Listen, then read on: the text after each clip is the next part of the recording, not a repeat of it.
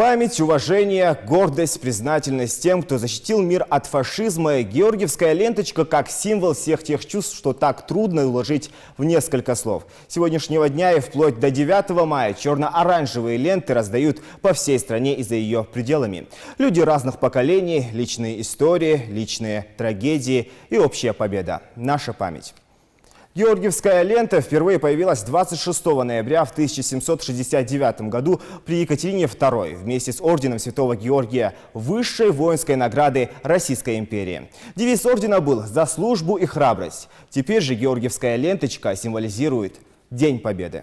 Символ стойкости всех эпох еще со времен дореволюционного креста Святого Георгия, потому и ленточка георгиевская. Она украшала советские награды, орден славы и медали за победу над Германией в Великой Отечественной войне. Раздавать простой символ, чтобы сказать победителям спасибо, начали в 2005 году. В Центре образования в Магасе поблагодарить защитников отчизны решили одними из первых. Со времен Екатерины и до самых наших дней храбрых и непобедимых в битвах награждали ей. Те, кто бросил вызов смерти, победили, защищали Русь от бед. На Георгиевской ленте дым и пламя тех побед. Из дыма и пламени, с историей о мужестве и подвигах, знамя победы. Их всегда охотно разбирают. Сегодня снова, спустя 74 года после Победного мая, георгиевские ленточки как самый узнаваемый символ триумфа и знак признательности тем, кто ради него сражался. Это символ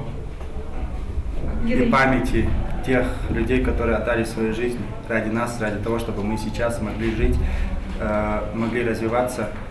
Это как память тех людей, которые сделали все, чтобы мы сейчас существовали.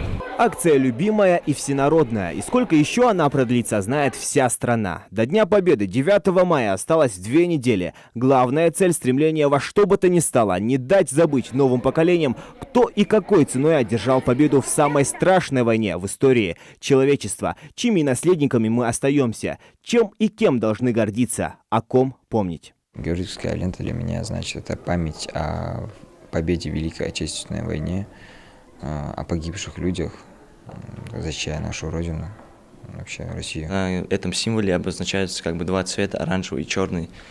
Черный цвет означает дым, оранжевый типа пламя. Этот символ как бы очень важен для России, потому что для России и бывшего СССР, потому что это означает как бы символ победы и памяти о погибших героях. О символе победы детям рассказывают подробно. Впрочем, о кровопролитных 40-х многие знают с младенчества. Волонтеры раздают георгиевские ленточки в парках, на бульварах и площадях по всей стране. Советуют носить на груди, на лацкане пиджака или пальто. Впрочем, не возбраняется прикрепить ленту на рюкзак или на сумку, лишь бы к символу победы сохранялось должное почтение. Георгиевская ленточка – это символ и дань памяти тем, кто пал, спасая мир от фашизма.